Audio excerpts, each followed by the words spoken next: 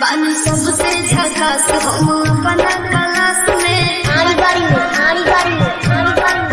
लड़का करेला समार बैठे खाती पास में करेला बड़ाई हम केने केने जाई केहू कहे हमर पाली केहू लौलिया तो भइल का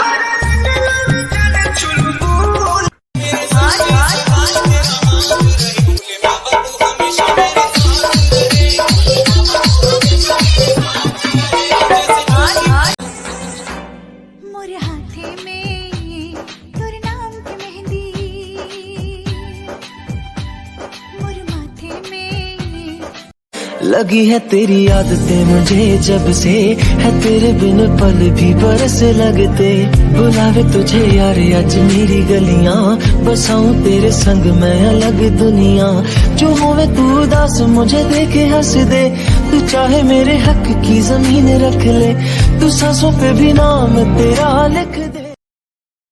जो तुम न हो तो हम भी हम नहीं, जो तुम न हो तो हम भी हम नहीं। न चाहिए कुछ तुमसे ज्यादा तुमसे कम नहीं।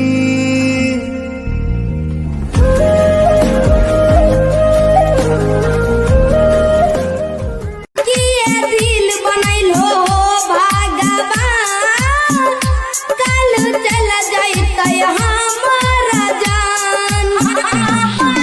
मांग मदकनी सनुरा पड़तै, बैठ के उठोली में जैतै, तखने निकलतै परान भगवान। नैना लौटल जब ने पानी से, दिल दे दनी हाली से। नैना लौटल जब ने पानी से, दिल दे दनी हाली से।